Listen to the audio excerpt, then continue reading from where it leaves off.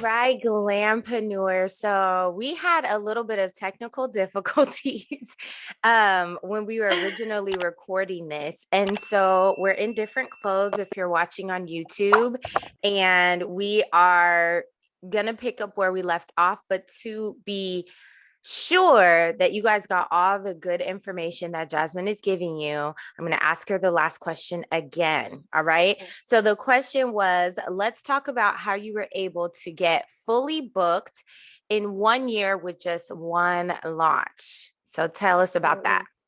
Absolutely. Absolutely. So, first, a launch is basically a very intentional period where you are showing up, you're promoting one specific thing to your audience in Mhm. hopes to meet your income goal, sales goal, booking goal. So, when I did this launch last year, I started off with basically sharing other people's audiences. So, what that would look like is I reached out to our favorite planners, photographers, some of our fun blogger friends, and I basically interviewed them on our Instagram live. Instagram, you can use it completely free. I'm very big on free marketing for your business. So, one thing that I'm big on is having premium positioning, and how you present yourself as a premium is that you have to lead, you have to be the expert. And when I was doing some of these interviews, of course, I'm giving their audience some value about hair and makeup. They're sharing value about photography and how hair and makeup actually does really benefit the photo session and all of those things. So we're showing up, we're being the expert, and now their audience is getting introduced to us. And now, if we're speaking their language, if they're into the natural glam and all the things that my business is about, they're going to follow us. And I have a specific way of how I like to set up my content. I have content that basically helps us get in front of new eyes. So those lives were a form of visibility content. And then after that, I have brand awareness content that really separates myself from our competitors so they know why we're different, what value we bring. And then the last phase is basically our signature content where we're talking about our signature service. So from people who were introduced to us, they now are learning a little bit about our brand and they're seeing how our service can actually serve them. So when we're doing these lives, we got a ton of inquiries. And with our streamlined booking process, we were able to quickly turn over those leads into actually booked clients. And that is how we were able to fill out our dates. Now, one thing that I definitely want to make known is that my business is a boutique style agency, which means we don't take 100+ weddings per year. But what I do have is intentional payment strategies in my business. So I'm able to get paid 3 months in advance. So even during our slower seasons, we have income still coming in, four figures, five figures of sales from client payments in advance, which really helps a lot of bridal artists when they have busy season, slow season. So for the rest of that year, I was able to focus on different aspects of my brand, like my virtual business, so that I can show up knowing that regardless of if I show up in my business right now in my Instagram stories, I'm still getting paid. We're already booked. And for me, that's a more sustainable way of going about your business in a way that really maintains your energy and your mental health. So that's Mm. that's kind of what Well, had happened in a nutshell and the benefits of wow, I had like so many thoughts while you were talking it. through that. And Yeah. one of it was you answered the question of how you stay busy throughout Mhm. the year as a bridal business. Because Absolutely. I teach cosmetology at a cosmo school, and few of my students are interested in niching down to that, and they're like, Yeah. how can I stay busy throughout the year when it seems like we know people can get married any day of the week, Yeah. any time of the month, but traditionally here in California it's like June, July, everyone Mhm. is really into the wedding season, Yeah. and it's like how can they stay busy throughout the year if they become super niche in bridal? And you just answered it. It's like your payment Absolutely. structure. And I never thought about that. I was always thinking like, oh, well, you can offer different types of services or open up your business to not just bridal, but special events. But you, I mean, Mhm. not saying that you can't do special events, but your business primarily focuses only on bridal, right? Absolutely. And one thing that I'm big about, especially whenever I have clients who want to work with me, is I tell them I don't want you to build a duplicate version of my business. I want you to build what's going to make sense for you in the long term and whoever you hire. So I even have a client, she does weddings primarily. They also do like headshots, boudoir, family event, like hair and makeup. So it can be whatever you want it to be, but one thing that you just said, like where you are, busy season is like June, July. For me in the Carolinas, nobody wants to get married in July because it's hot outside. So understand where you are and understand what your busy seasons are going to look like and what the Hmm. slow seasons are going to look like. And that can really help you set up what services you offer when you offer them, so that if you do get in a launch, you know, okay, well, December, January, and February is going to be slow. Let me start planning my launch around October time so I can fill in some gaps there. It's all about intentional planning and just kind of like looking ahead. But understanding the busy seasons is definitely going to help you tremendously. So my question to you as we get into this launch is, Mhm. how long do you take to plan your launches? Because I know you talked about your collaboration. You said like 15 people, right? Like you Mhm. had, okay, so how long did it take you to put the whole launch together? So, so we got in front of an additional like 15,000 people just Okay. with how many followers people had. But I only did live collabs with about like 5 or 6 people. Oh, got it. Yes, yes. So the duration of how long I plan. Now I'm gonna be honest. Sometimes I get excited and I'm like, I'm gonna plan it tomorrow. But I've learned to pace myself, and when you actually pace yourself, give yourself time to plan out content, what your live topics are going to be. If you do any kind of interviewing like I did, what questions are going to be beneficial for the guest and myself that really helps highlight their expertise and my expertise as well. So you can ideally plan things out in like 2.5 weeks, 3 weeks, depending on how fast you are. But the launch itself for me, it took me about a good 3 weeks. Okay. And of course, in between, I did like a live here and there, weekly or bi-weekly, depending on people's schedule. Okay. So yeah, so it just depends on how fast you are. And of course, this can be a repeatable process. You can do a launch at the beginning of the year and at the end of the year, versus doing like smaller launches here and there. I feel like those smaller launches really take up a lot of time and energy. But Yeah. when you plan for bigger events, you can get a bigger bang for your buck that way. Yeah, yeah, absolutely.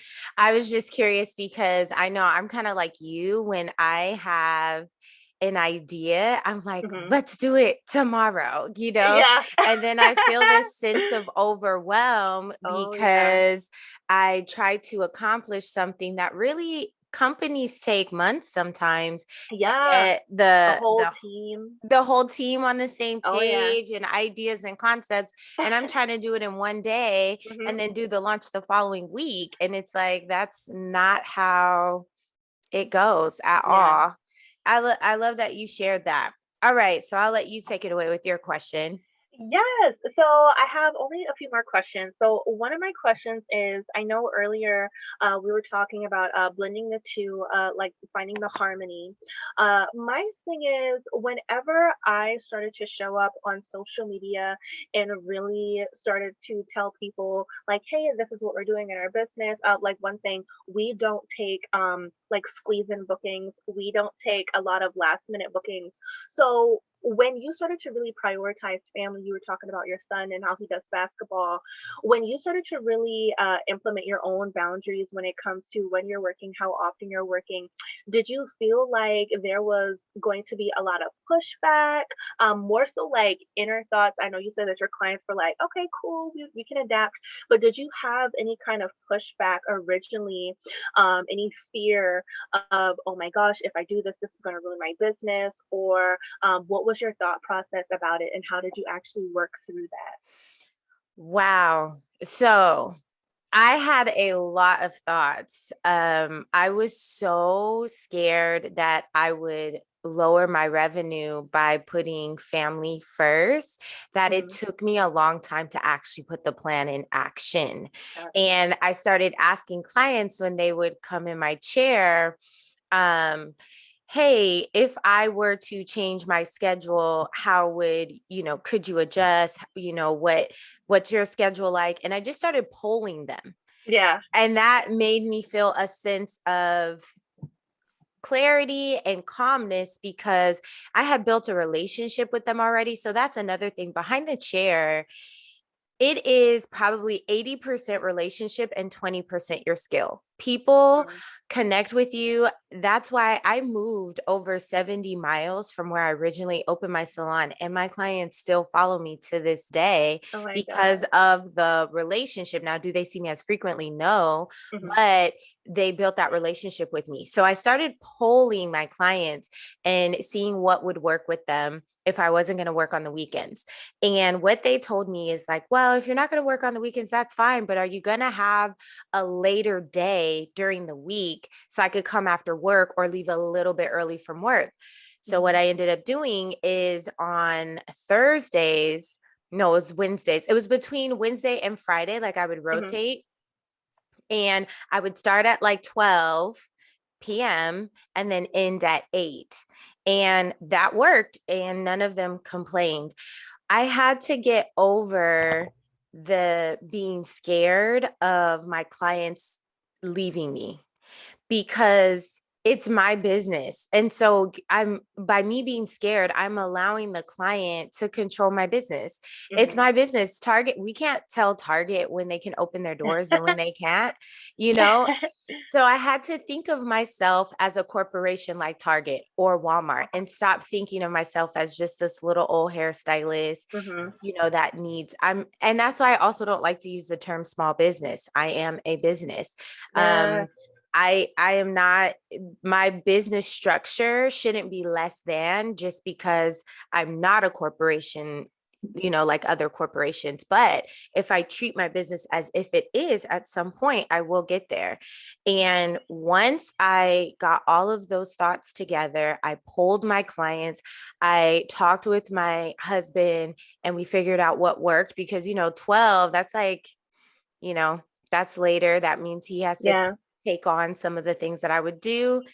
And it worked out. And I felt better talking to my clients. I felt a whole lot better too. Yes. And one thing that you said is that you poll your clients. I'm big on market research, and also, you kinda had to change up your schedule. You changed up your schedule, and it was okay. I know that I have a lot of people who listen who are mamas, and they have, like, little ones, and they're already in their routine that they've set, and I feel like sometimes people think, "Oh, well, if I have to go and rechange this routine, or if I have to go back and, redo something that I already set into place, that it's going to be chaotic." But sometimes in our head, we can over exaggerate what's actually going to be happening versus in reality, it's a quick conversation like, hey, if I do XYZ, would you be able to handle this? And it's like, oh, well, that wasn't as crazy as what I thought. And even for myself and some of my clients, whenever we shifted our calendars, the days that we work, maybe the times that we start, the times that we end, it offered up so much freedom and flexibility with a simple shift. So I love that you kind of talked a little bit about polling your clients and actually seeing what would work best and actually accommodating in a way that still protected your family time and things like that. So I love that. Well, I also want to say too is that if you know your target audience, you know what they're willing to adjust to as well. Hmm. At the time, I told you guys I was looking for women who were the boss. So they were the ones that controlled. I don't know if anyone has ever seen House, but my husband and I, that was like our show, and we were like, I'm looking for the Cuddies in the in the business, like those ones who run everything, so they are flexible. And what I found with my target audience is they preferred to come later because they wanted their Saturday. They Mhm. didn't want to be anywhere. They wanted to do what they wanted to do, Yeah. how they wanted to do it on Saturday. And for my clients that were like every 2 weekers or every 3 weeks, they were like, oh, girl, I will stay up late one day out the week so I can keep my Saturday. So also, Yeah. if you have your target audience, you kind of understand what they're willing to do and what they're not willing to do. And then a schedule has to be adjusted. Let me tell Yeah. you, I'm a mom of three. Someone always needs something different. There's no way. I have to be willing to let go of the schedule. You know what I Yeah. mean? Like, okay, this happened because what I found when I wouldn't let go of the schedule is if something changed my schedule, I was highly annoyed. Oh, yeah. I was like, I had a bad attitude about it. I'm like, now I'm going to be late cooking Mhm. dinner. I'm going to, and so you have to also, that's why I like to use the word harmony. You have to lean Yeah. into one thing for a moment and then into the next. So hopefully that will help you mamas out there who are like Yes. hanging on super tight to your schedule. Like, let it go a little bit. Yeah. Okay, so in our conversations, you have been saying we in our business, which means that you have multiple people that work with you.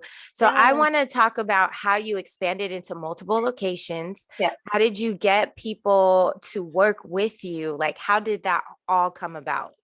Absolutely. So, first off, is whenever my business expanded, it was because of our reputation. We just kind of got known as the diversity team. Like, if you have an interracial or mixed race bridal party, then we're your people. So, whenever I expanded, the first thing that I did was try to find people that actually aligned with our values. That's definitely something that's going to help you a ton if you want to hire back end help or just other stylists that can work underneath your brand, just to kind of preserve your brand's reputation. So I just started reaching out to people. I was very intentional about how I created hiring posts, very clear to articulate what my qualifications were for someone to want to work with my brand and what they can expect from me as their leader. Mhm. So just putting out hiring posts, having a mapped out interviewing process. That's definitely something that I had to fine tune because I had never hired before. So I learned best by my mistakes. So I really created a very intentional interviewing process to really understand somebody's personality, not necessarily their level of skill set, because you can always train skill set, but you can't really train personality. No, you can't, girl. That is So just finding people who were teachable and who were open-minded and just really ready and excited to learn. So I went from originally starting a team of 5 in my hometown, and now I have 18 amazing people who freelance under my brand, who are licensed estheticians and licensed cosmetologists.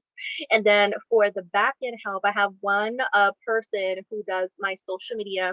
I love to tell people up front, I'm the queen of typos.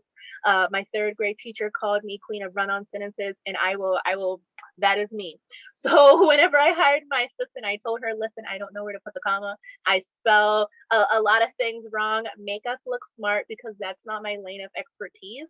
I just Mhm. kind of gave her an outline of this is the client that we serve. This is how you have conversations with them. And this is how we create our content pillars and content hubs so that it's very cohesive of what she's saying and how I would say it so that it's the same. So I have her, and then I have my other assistant who is my customer care assistant. She just helps with emails. So any leads and bookings, she helps me with that. So right now I have people who can help me attract clients, book clients, and then right now I'm managing the clients. But that is a position that I'm going to be hiring for later on this year. So that's how Yeah. I, yeah. So that's how I started, but you just need to know what the vision is, what your end goal is. Do you always want to be working in your business or do you want to hire people? And as you enjoy life, be present, but always work towards what that long term Mm. So you said 18 people is. Hmm. currently. Yes. Okay. I'm like, well, girl, you get it. So if I was new starting out Hmm. and, I want to build a bridal team, how did you talked about the interview process, but at what point were you like, I need to get a team? Like, what was that So point for you? So, to be very transparent, I was freelancing for a couple of bridal hair and makeup teams, and I realized that I needed to step away on my own when I was turning away regular direct referrals and I was already working for somebody else. So what I ended up doing, and I had a whole like war in my head, like I don't want to manage people. I don't want to have that responsibility. But once I actually stepped into it, I was like, this is literally like meant for me. Hmm. It's easy to me. Of course there was some learning to do, but it just felt natural. So whenever I was booking getting booked with someone else, what I thought was, okay, well, what if I had a team and I'm working for their company, but I also have freelance artists who are taking the bookings that are coming through from my business. So I started to build my business while I was freelancing. And that was because I had heard some nasty rumors about people who wanted to step out on their own with the company that I was working for. Thankfully, I listened to my gut because I tried to give them like a 3 month notice, like, hey, I'm going to be stepping out on my own. I'm getting a lot of direct referrals. And they instantly viewed me as competition, wiped out my entire books. Oh, And wow. oh yeah, they wiped out my entire books, but thankfully I had already had 5 people that I had been connecting with behind the scenes, and I already had like 12 bookings that I had already had them booked with. So I just added myself onto the weddings, and Hmm. I was like, all right, it's go time now. So Hmm. and it just took off. So I built in silence, and then once I was free, I just put the pedal to the metal. Oh, wow. Mhm. That's awesome. And the reason why I asked that is there's a student that I have specifically who she's trying to do all the things, Oh goodness. and is Yeah. feeling very overwhelmed. Yeah. And I'm like, you have to realize when it's time to hire out. And that seems scary to someone who's used to doing everything, especially if they haven't created the Absolutely. budget to hire someone. And that was her thing. Like, Mhm. I'm scared that if I hire someone, how do I have the money to pay them if they now start working for me? Like, now I'm in charge of someone's livelihood. So, I mean, I don't know if that's digging too personal, but how did you transition into, okay, now I'm the boss and I have to start paying people? Yeah, so first off, I had to know what number I was actually working towards. Like, what is going to be a number that's going to be sustainable for me so that I know that my bills are going to be paid. I know that my team is going to be paid well. And that is really what helped me really show up and start to gain discipline because there were so many habits that I had to now learn and implement. So I had to learn how to become disciplined so that I can show up, hit a target goal, how to actually dissect my goals and make them a little bit more easier. But I had to learn how to release control. So for me, I'm a Scorpio. I don't know if y'all are into zodiac signs, but I'm a Scorpio and I'm very stubborn and I really want things to be a certain way. That's just due to my own perfectionism. But there comes a time, just like you said, where you're going to have to release that because no one is going to have the same amount of drive for your business as you are. But what people will respect is your vision, how you make them feel, how you encourage them. And those are the things that really help me grow my business, release some of the responsibilities off of my plate so that I'm not trying to do everything myself. It's still a learning process. Hmm. Sometimes I find myself growing my business and then we'll get to like a little comfy place and I'm like, okay, this is it. And then I'm like, okay, but we still have a goal that we're working towards. So now it's time to get uncomfortable again. Hmm. And once you learn how to just lean into that discomfort, that is going to do tremendous things for your personal development, for you as a leader, and it's going to just protect your sanity, your mental health. I remember trying to do large bridal parties by myself, and at the end of the Hmm. day, it's like, yes, I have this money, but I feel like crap. And Mm. it's like the money isn't worth sacrificing my mental health. Back in the day when I was surviving off of Starbucks and Red Bull, maybe it was, but now my Yeah. goals are completely different, and I prioritize what's going to protect my energy overall, because if I don't even have the energy to show up and operate my business, things it can go down into a whole spiral just Hmm. because of doing things out of fear. And one thing that you can do is figure out a budget that makes sense for you. I think I did a podcast on this, or maybe I was in my Instagram stories.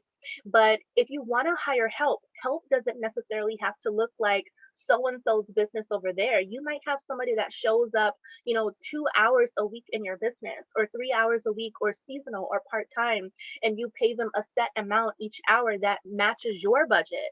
So there's so many different ways that people can really help them get to their business, help people get their business where they want it to be based upon what season of growth you're in right now. You just have to be open minded and willing to test and try.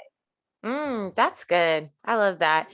And then Yeah. how did you get into the different, because you're in different cities, right? You're Hmm. not just Yes. in one location. So how did you Yes. get into the different cities? Yes. So connection is so important. So since we do service different locations that I necessarily haven't always been to, what I did first was I asked myself, okay, what would be places that, I would want to visit, later on. So we have intentional people in certain areas based upon places that we would visit.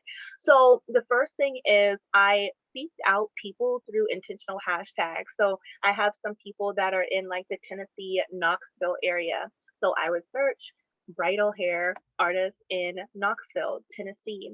And I would connect with them and I would let them know, hey, I'm building a team in this area. This is what we would be doing. This is how often you can expect to be booked.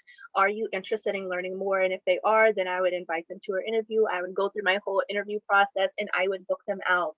But another thing when it comes to actually receiving consistent inquiries is understanding. So for me, I knew that I wanted to expand to Knoxville and like the Savannah, Georgia area. So before we actually announced it, I was big on building relationships, planners, photographers, venues, any type of vendor that our dream client would necessarily book because of their values, their aesthetic, and so many other things that kind of go into who would be the best people to collaborate with. Hmm. We built those connections up first. So that way, whenever we did announce on social media, hey, we're going to be accepting applications from these areas, now we have people who are already referring us work. And this is a huge advantage for somebody who doesn't necessarily have a big budget, but you have a lot of time on your hands. Hmm. Something that I did back in the day.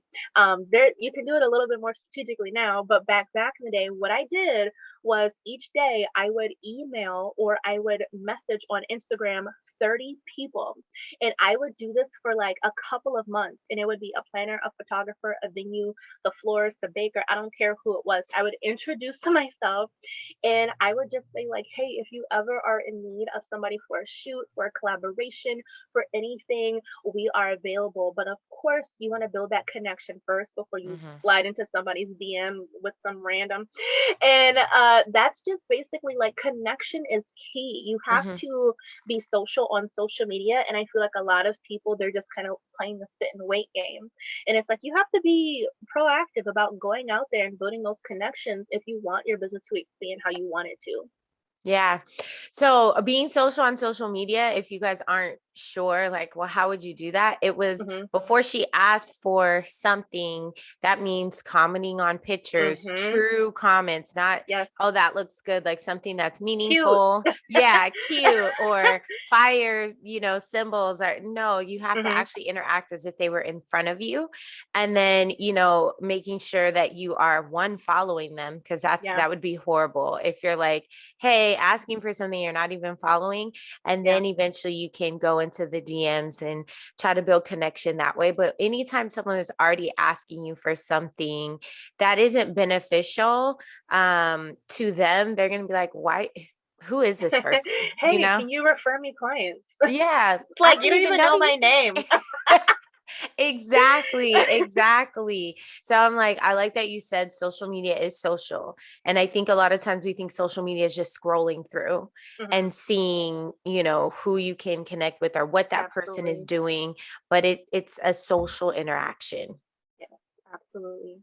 Okay, so do you have another question Yes, for me? I have one last question for you. So my question is, so we're kind of big on lifestyle and habits.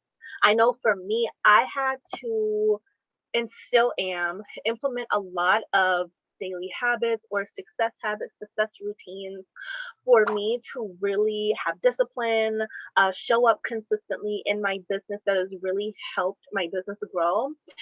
If you could suggest two habits or two routines that has really been a game changer, life and business, what would be those two habits that you feel like really just kind of like next level of the game for you? One, send my kids off to school. Hmm. And then two, it is to have the quiet time before I go onto social media, answer emails, respond to anything.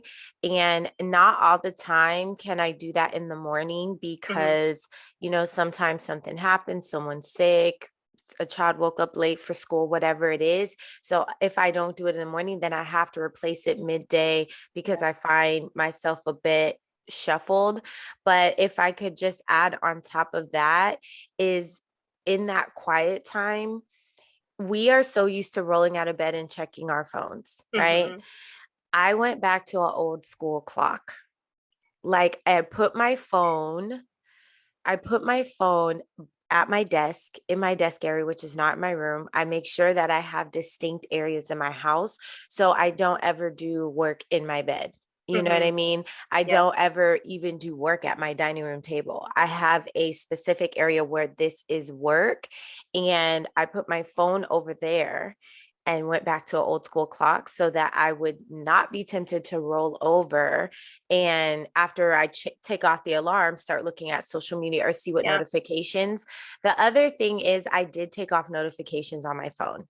Hmm. So I don't have Instagram, Facebook, LinkedIn, none of those locations. I set time aside where I'm going to look at social media and be social. I'm going to go into LinkedIn and do whatever I need to do.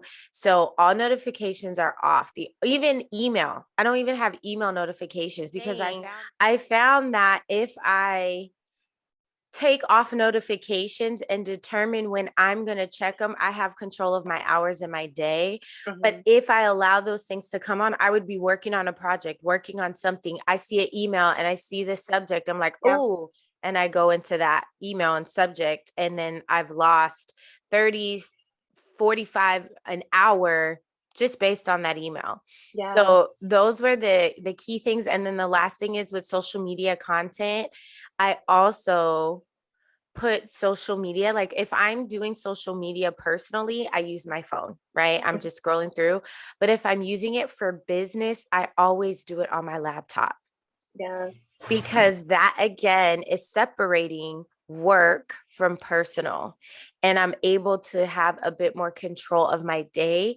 The reason why I say the first one is get my kids gone to school is because I find that when I'm trying to work, their ages range from 17, 12 to 3. So if I'm trying to work and they're still home, it's chaotic for me. I get asked questions and then I'm getting annoyed that they're interrupting me. So, and let's just be honest, that can happen. So my thing is my workday is not going to start until they are gone to school. And that has given them from there, I'm able to put those other processes in place. And then I feel like, okay, I'm in control of my day. I'm in control of what Yeah. I'm doing. Yes, I love that. I love that. And something that I also do, that you mentioned, so I don't have any notifications that go off on my phone. And it's because I'm easily distracted. Just like you said, like if I see an email come through and it's a question, I'm like, oh, well, I can just quickly answer this. And then next thing I know, I'm like, 45 minutes deep into a task that wasn't even related to what my work day was about. Mm-hmm. So that has definitely helped me. One thing that I want to add into there, and I don't know if you do this, but time tracking. Time tracking has definitely helped me so much because say you want to set up your work day. For me, I'm big on themed work days. So say I'm doing like a client admin day for Bridal. If I don't necessarily know that admin day takes me about 45 minutes to 90 minutes, I don't even know how to set up my work day. So I've started to track my time, and this actually helps me stay focused. I used to have so many tabs open on my computer whenever I would work, but now since I'm time tracking and I have my notifications off, I know, okay, I need to make sure that I'm just pushing through this task and I'm staying focused and consistent. And for me, that has definitely been like a huge game changer. But I love all of the tips, and I'm definitely going to be implementing some of those as Yeah. well. Yeah. So I've never time tracked, but I think when you said that, I'm like, oh, that's a good idea to know how long it takes me to get something done. So I know when I'm like, because sometimes you just don't want to do it. You know Yeah. what I mean? Like you're You're like, like, yeah, I'd rather go do something else. Like hmm, yesterday, I had this whole thing planned and I just didn't feel like doing it. I didn't feel like working. And in those moments, sometimes I will allow myself that moment. Like yeah. maybe I have been thinking too much, and all I did was like watch a show for a little bit because I couldn't even think of something creatively.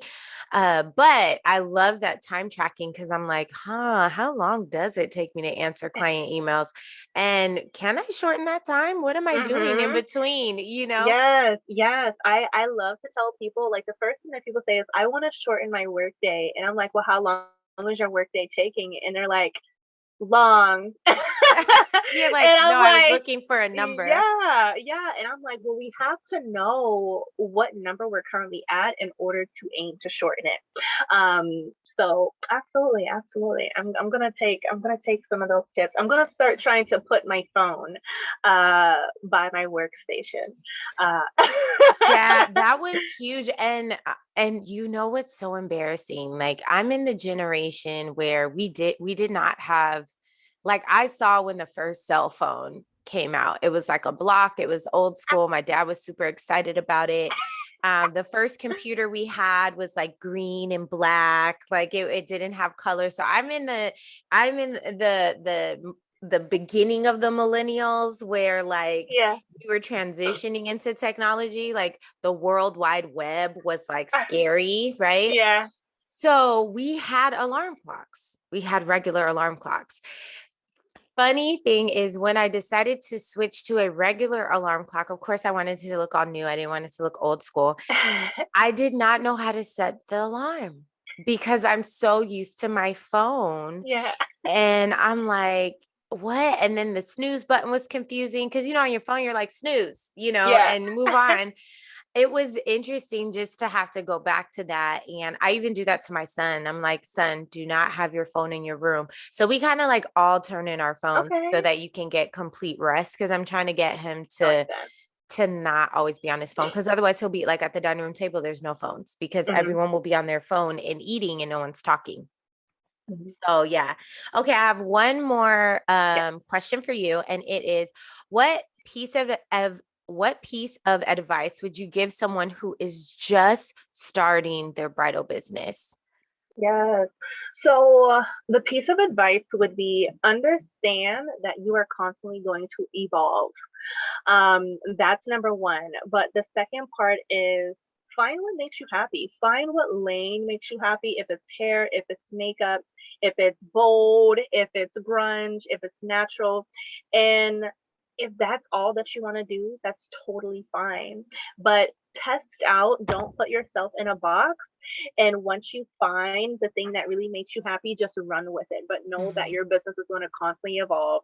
Don't pay for an expensive logo straight out the gate because you're going to change it.